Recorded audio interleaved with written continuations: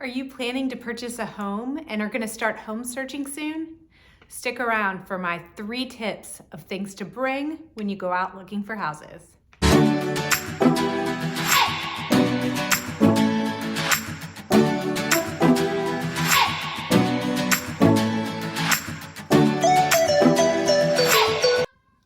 A first-time buyer client of mine recently asked me what to bring with her when we went out looking for homes, and I thought it was such a great question, so I wanted to share my response with you all. These are my 3 things that I think every person should bring with them when you go out looking at homes. First of all, you will probably already have it with you. It is your phone. Be sure to take pictures of houses so that you can remember later what you liked, what you didn't like, any features that you want to remember. Oftentimes you'll go out looking at 3 or 4 homes, maybe more, in a single day with your agent. Properties definitely start to blur together.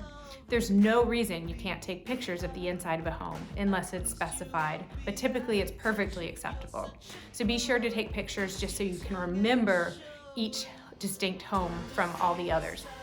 Also, it's helpful to take notes, which also can be done right in your phone, or bring a notebook if that's what you prefer. Your real estate agent likely will bring you the MLS printout sheet that looks something like this.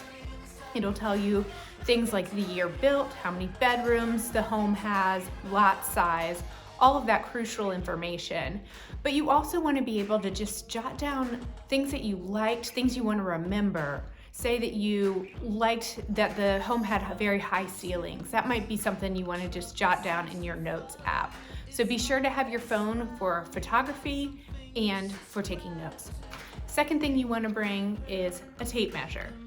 It's important when you're in a home to make sure that your furniture fits, unless you're planning to buy all new furniture. But most people get inside a house and sort of gauge and try to wonder if, say, their king-size bed is going to fit in that bedroom, along with their dresser and all their other furniture. So if you have a tape measure on hand, you can quickly answer that question. You can know how you might orient your furniture, or if there's a piece, say a large sectional sofa, that isn't going to fit, that you need to take into account, you would need to replace.